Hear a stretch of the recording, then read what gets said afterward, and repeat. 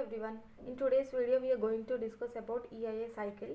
This is one of the most important topic and question as well. EIA cycle is divided into two phases. First one is IEE and the second one is detailed environmental impact assessment. So IEE stands for initial environmental examination. What does this IEE means? The main objective, that is the main goal of this phase, is to find which project is suitable. For example, they have some land. In that land, what kind of project is good? If any other alternate projects are implemented there, what are the difficulties we have to face? So this phase will enable all the project proponents and stakeholders to decide which project should be implemented there, considering all the other projects. So in the first phase of EIA process, what will happen is, for every project, what are the project list they have for every project, they will find positive and negative, or positive and negative impacts of that project. So after that, after finding the positive and negative impacts, all the project proponents will discuss the positive and negative impacts again. After discussion, the final step is decision making. That means which project should be approved and which should not be approved. Now let's see detailed environmental impact assessment. So what is this means? This will contain detailed information of proposed project. That means, for example, in the first phase they said we'll construct building of 2 floors or 3 floors. So here detailed description of the construction. That means what is the structure, architecture of the building, how many flats will be in each floor, what is the layout of the complete building. So all those things will be described in this detailed environmental impact assessment, and this complete detailed description is known as environmental impact statement. I'm sorry, this is not assessment, this is statement. EIS, this is very important, okay. And this environmental impact statement, this environmental impact statement also called as environmental impact assessment report.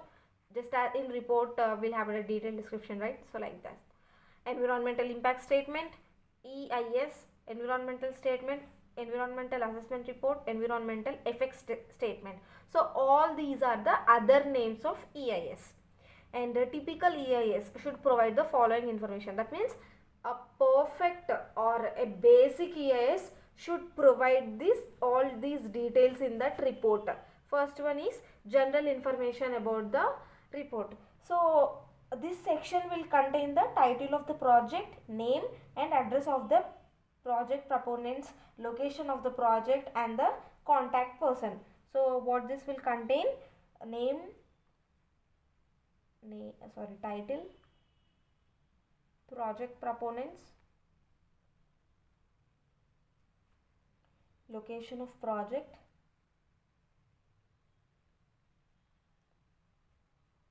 and contact person. And the second one is project description. So it contains the plan design. This contains plan design. And let's see other one. Next, description of existing conditions of the site. This section contains the description of physical, biological and socio-economic conditions of the proposed site. What it will contain? This contain description of the physical, biological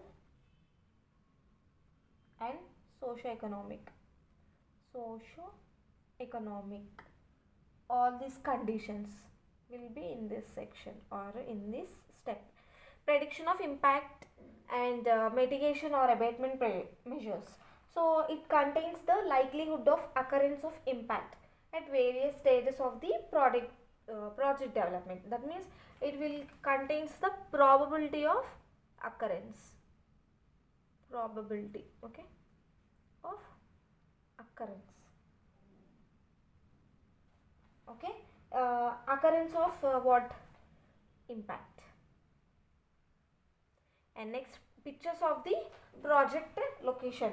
This section contains the photographs of the proposed project location. Photographs. Next, environmental management plan. This environment management plan refers to management of all components of the biophysical environment. That means including the biotic and abiotic factors. Biotic means living organisms and abiotic means non-living organisms. Environmental management plan, which is also called as impact management plan.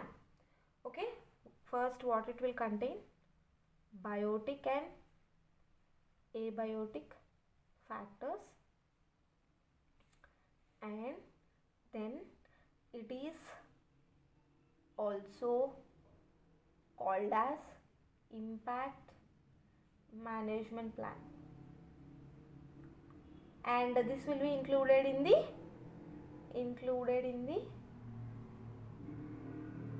EIS report. Okay. Next, environment monitoring plan. There is a difference between management plan and monitoring plan.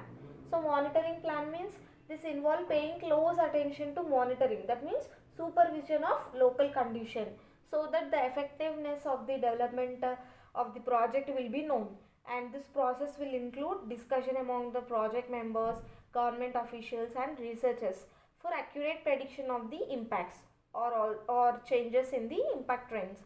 So it can also warn the project proponents of the unadverse effects. That means if there are any negative impacts, that means it will help us to monitor project,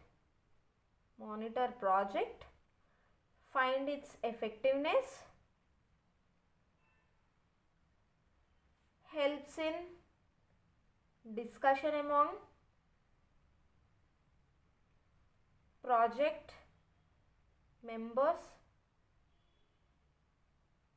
Okay, and this is one point, and also helps in finding inadverse impacts.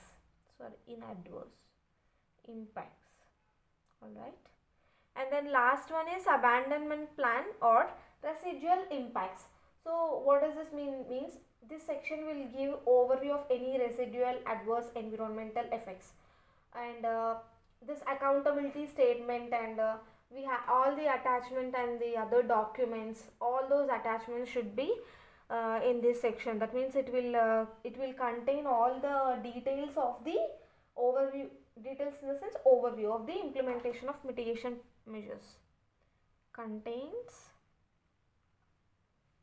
details of implementation of mitigation measures. Okay, that's all. So after writing the each, these are called as one section or one step. After writing the each section, then you can describe it clearly. Thank you.